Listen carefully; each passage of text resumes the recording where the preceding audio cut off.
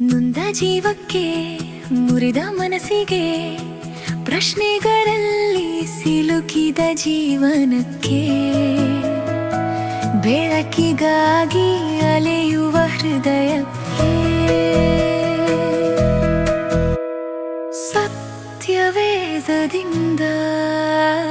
ಹೃದಯಕ್ಕೆ ಒಂದು ಮಾತು. ಆತ್ಮೀಯರೇ, ಮತ್ತೊಮ್ಮೆ ಹೃದಯಕ್ಕೊಂದು ಮಾತು ಕಾರ್ಯಕ್ರಮಕ್ಕೆ ಸ್ವಾಗತ. ಪ್ರಿಯರೇ, ಇಂದು ನಾವು ನೋಡ್ಲಿಕ್ಕಿರುವಂಥದ್ದು ಆದಿಕಾಂಡ 37ನೇ ಅಧ್ಯಾಯ, ವಚನಗಳು 12ರಿಂದ 36. ನಿನ್ನೆ ನಾವು ಯೋಸೇಫನ ಕನಸುಗಳನ್ನ ನೋಡಿದ್ದೇವೆ. ದೇವರು ಅವನ ಜೀವನದಲ್ಲಿ ಒಂದು ದೊಡ್ಡ ಯೋಜನೆಯನ್ನ ಆರಂಭಿಸಿರುವುದನ್ನ ನಾವು ಕಂಡಿದ್ದೇವೆ. ಆದರೆ ಇಂದು ನಾವು ನೋಡುತ್ತಿರುವಂಥದ್ದು ಆ ಕನಸುಗಳ ದಾರಿಯಲ್ಲಿ ಏನು ನಡೆಯುತ್ತದೆ ಎಂಬುದನ್ನ. ಅಂದರೆ ದೇವರ ಯೋಜನೆ ಯಾವಾಗಲೂ ಸುಲಭ ದಾರಿಯಿಂದ ಹೋಗುವುದಿಲ್ಲ ಅನ್ನುವಂಥದ್ದು ಇಲ್ಲಿ ನಾವು ನೋಡಬಹುದು. ಪ್ರಿಯರೇ, ಒಂದು ದಿನ ಯಾಕೋಬ ತನ್ನ ಮಗ ಯೋಸೇಫನನ್ನ ಕರೆಯುತ್ತಾನೆ. ಕರೆದು ಅವನು ಹೇಳುತ್ತಾನೆ, ನಿನ್ನ ಸಹೋದರರು ಹೊಲದಲ್ಲಿ ಇದ್ದಾರೆ, ನೀನು ಹೋಗಿ ಅವರನ್ನ ನೋಡಿ ಅವರ ಸ್ಥಿತಿಯನ್ನ ತಿಳಿದು ನನಗೆ ಹೇಳು ಎಂಬುದಾಗಿ. ಯೋಸೇಫ ಯಾವುದೇ ಪ್ರಶ್ನೆ ಕೇಳುವುದಿಲ್ಲ, ಅವನು ವಿಧೇಯತೆಯಿಂದ ಹೋಗುತ್ತಾನೆ. ಇದು ಗಮನಿಸಬೇಕಾಗಿರುವಂಥ ಒಂದು ವಿಷಯ ಪ್ರಿಯರೇ. ಅವನು ಸರಿಯಾದದ್ದನ್ನ ಮಾಡುತ್ತಿದ್ದಾನೆ. ಆದರೆ ಅವನು ಹೋಗುತ್ತಿರುವ ದಾರಿಯಲ್ಲಿ ಸಮಸ್ಯೆ ಎದುರಿಸಲು ಹೋಗುತ್ತಾ ಇರುವಂಥದ್ದನ್ನು ನಾವು ನೋಡುತ್ತಾ ಇದ್ದೇವೆ. ಯೋಸೇಫ ತನ್ನ ಸಹೋದರರನ್ನ ಹುಡುಕುತ್ತಾ ಹೋಗುತ್ತಾನೆ. ಕೊನೆಗೆ ಅವರು ದೂರದಲ್ಲಿ ಕಾಣಿಸುತ್ತಾರೆ. ಆದರೆ ಅವರು ಅವನನ್ನ ನೋಡುತ್ತಿದ್ದಂತೆಯೇ ಅವರ ಮನಸ್ಸಿನಲ್ಲಿ ದ್ವೇಷ ಜಾಗೃತವಾಗುತ್ತದೆ. ಅವರು ಹೇಳುತ್ತಾರೆ, ಬನ್ನಿ ಅವನನ್ನ ಕೊಲ್ಲೋಣ ಎಂಬುದಾಗಿ. ಪ್ರಿಯರೇ, ಇಲ್ಲಿ ನಾವು ಅಸೂಯೆಯ ಬೆಳವಣಿಗೆಯನ್ನ ನಾವು ನೋಡಬಹುದು. ಮೊದಲು ಅದು ಸಣ್ಣ ಅಸೂಯೆಯಾಗಿ ಬಂದಿತ್ತು, ಆದರೆ ಇವಾಗ ಅದು ದ್ವೇಷವಾಗಿ ನಿಂತಿದೆ.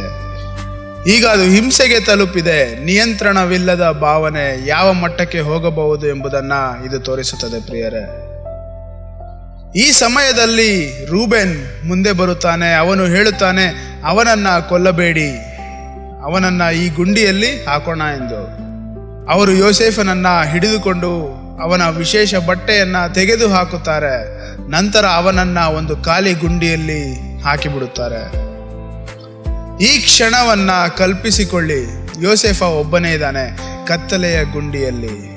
ಆದರೆ ಕತೆ ಇನ್ನ ಮುಂದೆ ಹೋಗುತ್ತದೆ. ಅವರು ಕುಳಿತು ಊಟ ಮಾಡುತ್ತಿದ್ದಾಗೆ ಇಷ್ಮಾಯೇಲರ ವ್ಯಾಪಾರಿಗಳು ಅಲ್ಲಿ ಹಾದು ಹೋಗುತ್ತಾರೆ. ಆಗ ಯೂದ ಒಂದು ಸಲಹೆ ಕೊಡುತ್ತಾನೆ. ಅವನು ಹೇಳುತ್ತಾನೆ, ಅವನನ್ನ ಕೊಲ್ಲುವುದರಿಂದ ನಮಗೆ ಏನು ಪ್ರಯೋಜನ, ಅವನನ್ನ ಮಾರಿಬಿಡೋಣ ಎಂಬುದಾಗಿ. ಅವರು ಯೋಸೇಫನನ್ನ 20 ಬೆಳ್ಳಿ ನಾಣ್ಯಗಳಿಗೆ ಮಾರಿಬಿಡುತ್ತಾರೆ. ಪ್ರಿಯರೇ, ಇದು ಬಹಳ ನೋವುಕರ ಕ್ಷಣ. ತಮ್ಮ ಸ್ವಂತ ಸಹೋದರರು ಅವನನ್ನ ವಸ್ತುವಿನಂತೆ ಮಾರುತ್ತಾ ಇದ್ದಾರೆ. ಅವನು ಯಾವ ಮೌಲ್ಯವಿಲ್ಲದವನಂತೆ ಕಾಣುತ್ತಾನೆ, ಆದರೆ ದೇವರ ದೃಷ್ಟಿಯಲ್ಲಿ ಅವನು ತುಂಬಾ ಅಮೂಲ್ಯವಾದಂಥ ಒಬ್ಬ ವ್ಯಕ್ತಿ. ಅವರು ಯೋಸೇಫನ ಬಟ್ಟೆಯನ್ನು ತೆಗೆದುಕೊಂಡು ಒಂದು ಮೇಕೆಯ ರಕ್ತದಲ್ಲಿ ಮುಳುಗಿಸುತ್ತಾರೆ. ನಂತರ ಅದನ್ನು ತಮ್ಮ ತಂದೆಗೆ ತೋರಿಸುತ್ತಾರೆ. ಯಾಕೋಬ ಅದನ್ನು ನೋಡಿದಾಗ ಅವನ ಹೃದಯ ಮುರಿಯುತ್ತದೆ.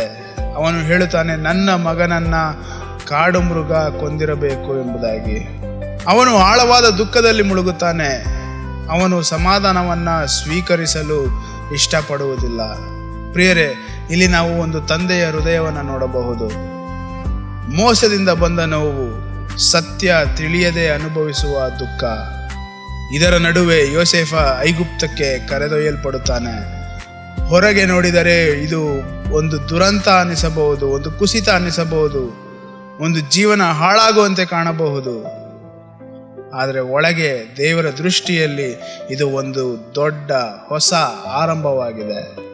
ದೇವರು ತನ್ನ ಯೋಜನೆಯನ್ನ ಮುಂದುವರಿಸುತ್ತಾ ಇದ್ದಾರೆ. ಪ್ರಿಯರೇ, ಈ ಕತೆ ನಮಗೆ ಒಂದು ಆಳವಾದ ಸತ್ಯವನ್ನ ಕಲಿಸುತ್ತದೆ. ನಾವು ಸರಿಯಾದದ್ದನ್ನ ಮಾಡಿದರೂ ಕಷ್ಟ ಎದುರಾಗಬಹುದು. ನಾವು ದ್ರೋಹವನ್ನು ಅನುಭವಿಸಬಹುದು, ಅನ್ಯಾಯವನ್ನು ಎದುರಿಸಬಹುದು. ಆದರೆ ಇದರ ಮಧ್ಯೆಯೂ ದೇವರು ಕೆಲಸ ಮಾಡುತ್ತಾ ಇರುತ್ತಾರೆ. ನಮ್ಮ ನೋವು ದೇವರಿಗೆ ವ್ಯರ್ಥವಾಗುವುದಿಲ್ಲ. ಪ್ರಿಯರೇ, ದೇವರು ಅದನ್ನು ತನ್ನ ಯೋಜನೆಯ ಭಾಗವಾಗಿಸುತ್ತಾರೆ. ಹಾಗಾದ್ರೆ ಇಂದಿನ ವಾಗ್ದಾನ, ದೇವರು ನಮ್ಮ ನೋವನ್ನ ವ್ಯರ್ಥ ಮಾಡುವುದಿಲ್ಲ. ನಾವು ಅರ್ಥ ಮಾಡಿಕೊಳ್ಳದಿದ್ದರೂ ದೇವರು ನಮ್ಮ ಜೀವನದಲ್ಲಿ ಕೆಲಸ ಮಾಡುತ್ತಾ ಇದ್ದಾರೆ. ಹಾಗಾದರೆ ಇಂದು ನಾವು ಕೈಗೊಳ್ಳಬೇಕಾಗಿರುವಂಥ ಆಜ್ಞೆ, ನೋವಿನ ಮಧ್ಯೆ ಕೂಡ ನಾವು ನಂಬಿಕೆಯನ್ನು ಬಿಡಬಾರದು ಪ್ರಿಯರೇ. ನಿರಾಶೆ ಹೊಂದಬಾರದು, ದೇವರನ್ನು ಹಿಡಿದುಕೊಳ್ಳಬೇಕು. ಯಾಕೆಂದರೆ ಕತೆ ಇನ್ನೂ ಮುಗಿದಿಲ್ಲ. ಹಾಗಾದರೆ ಇಂದು ನಾವು ಇದನ್ನು ನೆನಪಿಟ್ಟುಕೊಳ್ಳೋಣ. ಹೊರನೋಟಕ್ಕೆ ಯೋಸೇಫ ಗುಂಡಿಯಲ್ಲಿದ್ದಂತೆ ಕಾಣಬಹುದು, ಆದರೆ ಅವನು ನಿಜವಾಗಿಯೂ ದೇವರ ಕೈಯಲ್ಲಿದ್ದನು. ಇಂದು ನಾವು ಯಾವ ಸ್ಥಿತಿಯಲ್ಲಿದ್ದೇವೆ? ನಮಗೆ ಇದು ಕತ್ತಲೆಯ ಗುಂಡಿಯಂತೆ ಕಾಣುತ್ತಿದೆಯಾ? ಪ್ರಿಯರೇ, ಇದನ್ನು ನೆನಪಿಡಿ, ದೇವರು ಇನ್ನ ನಮ್ಮ ಜೀವನದಲ್ಲೂ ಕೆಲಸ ಮಾಡುತ್ತಾ ಇದ್ದಾರೆ. ಮತ್ತೆ ಮುಂದಿನ ಸಂಚಿಕೆಯಲ್ಲಿ ಭೇಟಿಯಾಗೋಣ. ಅಲ್ಲಿಯವರೆಗೂ ದೇವರನ್ನ ನಂಬಿ, ದೇವರ ಯೋಜನೆಯನ್ನ ನಂಬಿ ಮುಂದೆ ಸಾಗುವಂತ ಹೃದಯ ನಮ್ಮದಾಗಿರಲಿ. ಆಮೇನ್.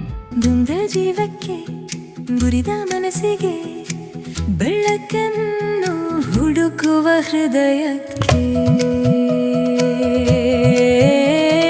ಸತ್ಯವೇದದಿಂದ ಹೃದಯಕ್ಕೆ ಒಂದು